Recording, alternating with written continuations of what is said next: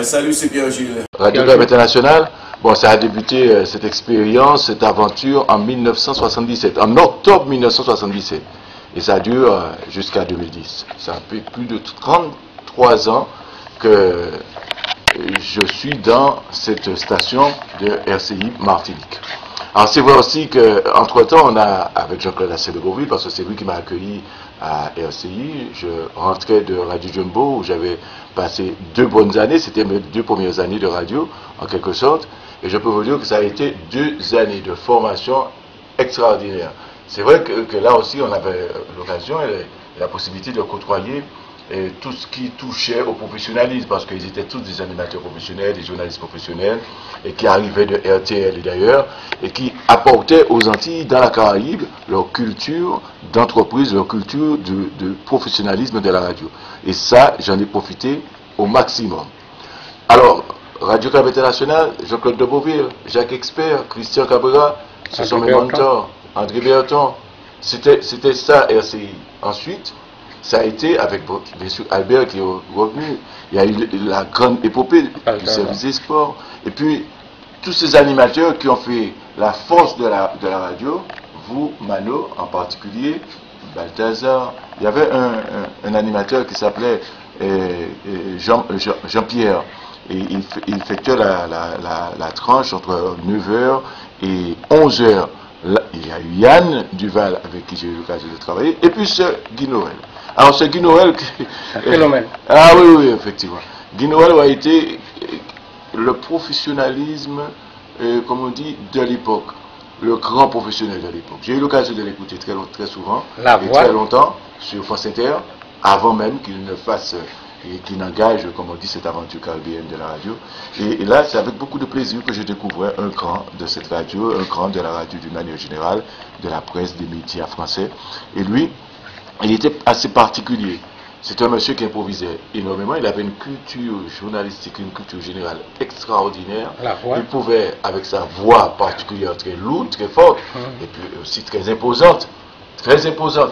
Et il pouvait, là aussi, tenir son antenne et son journal pratiquement 30 à 45 minutes, sans rien rédiger auparavant. En tout cas, RCI, en partant de Guy Noël ou de Radio Jumbo jusqu'à aujourd'hui, ça a été un grand moment de bonheur que j'espère terminer, comme on dit, comme je l'ai commencé. Salut, c'est Pierre-Gilles pour l'histoire de Radio Club International, une histoire longue d'environ 34 ans. Ça a commencé en 1977, en octobre, et jusqu'à ce jour. Mais juste avant, ça avait commencé déjà à France Antilles, c'était en 1971. Presse écrite, bien sûr, il y a eu Caribento par la suite, Stade 1. Puis, bien sûr, avec Inter-Antilles Sport, on a bouclé la phase écrite du journalisme avant d'arriver à Radio Jumbo en 1975. 2 ans à Radio Jumbo en 1975 et depuis 1977, je vous le disais tout à l'heure, à RCI. Il faut quand même signaler que RCI, nous le suivons depuis 1960. C'est vrai, de 60 à 70, RCI était exclusivement à Sainte-Lucie, en langue anglaise et en langue française. Donc c'était une radio périphérique, en quelque sorte, comme Europe 1, RTL, ou encore RMC et Radio Andorre. Donc RCI a été pour moi peut-être une forme de longévité et également de régularité du journalisme avec Jean-Claude Assé de Beauville. C'est lui qui m'a intégré au sein de la station. Il y a eu Daniel Bétis par la suite. Et il faut quand même signaler que c'est Daniel qui m'a amené à Radio Jumbo, mon cher Mano. Et c'est lui qui m'a amené à RCI juste après.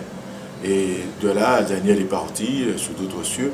Et moi, j'y suis, et cela en qualité de responsable des sports depuis 1980. Alors, je travaille à RCI avec qui? Avec de Beauville, on en a parlé tout à l'heure, avec vous également, Manu. Il y a eu aussi Jacques Expert, Christian Cabrera, Serge Charles Nicolas.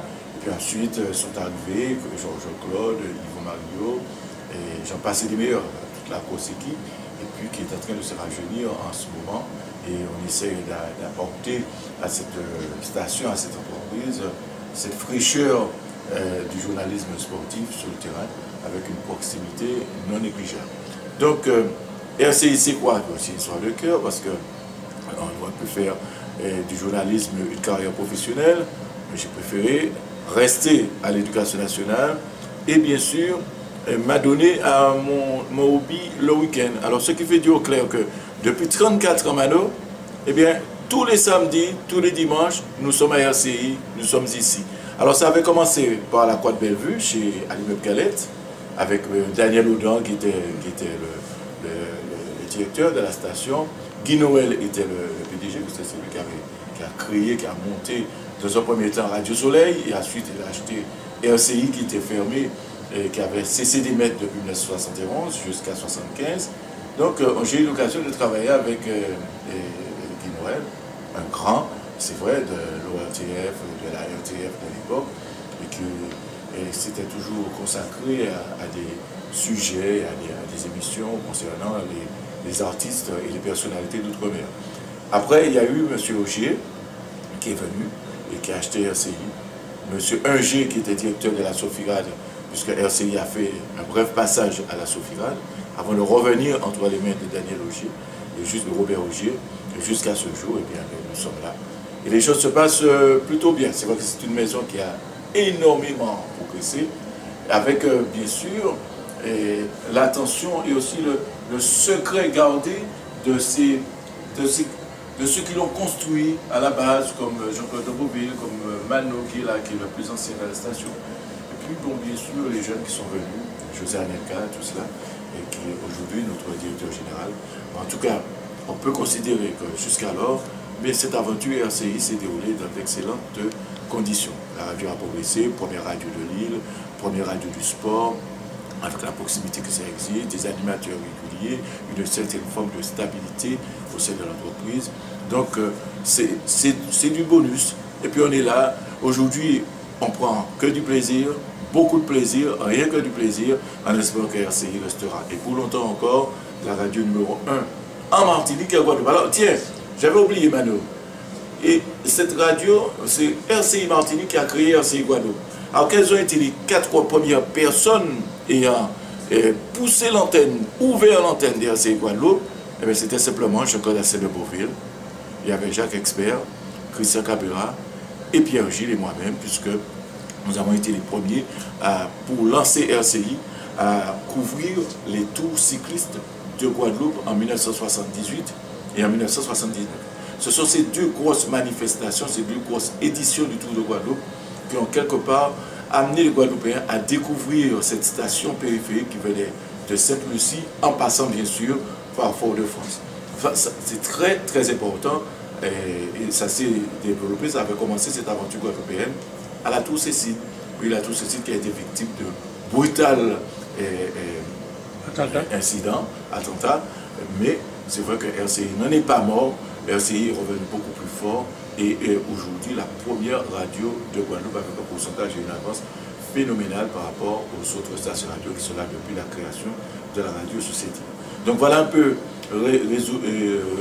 résumé succinctement cette histoire, cette perception personnelle de Radio-Can International, avec les Balthazar, les Jean-Pierre et tout ce qui s'ensuit. Beaucoup de journalistes que nous avons connus, Jean-Jacques Seymour, j'en passe des meilleurs. Il y a aussi Bruno Marion. Jean-Marie Bernou, c'était du côté de Radio Jumbo, des journalistes prestigieux qui ont marqué de leur empreinte leur passage ici à Radio Caraïbes International. Voici, Mano, ce que moi je pourrais peut-être dire aujourd'hui de cette radio à qui je souhaite, au seuil de la nouvelle année 2012, une longue et belle vie en tête du hit parade des radios de la Caraïbe et des Antilles.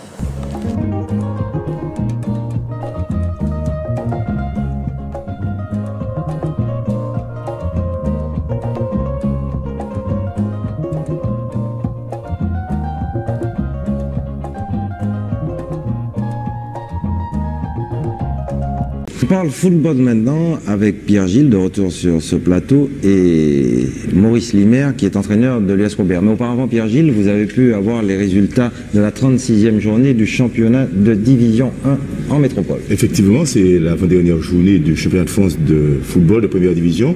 Lyon a battu Lens sur le score de 3-1. Victoire d'Auxerre face à Nîmes, 5-1. Le Paris Saint-Germain l'emporte face à Nantes, 1-0. Victoire de Le Havre face à Toulon, 2-0. Lille et Saint-Etienne n'ont peut se départager 0 but partout. Montpellier et Strasbourg, 1 but partout. Marseille l'a emporté face à Valenciennes, c'était hier 1 but à 0. Toulouse 2-0 face à Bordeaux. Caen, sur le même score face à Sochaux. Je rappelle qu'il y a eu 21 buts. Et concernant le Milan AC, il a été tenu en échec lors de sa dernière rencontre pour le championnat d'Italie.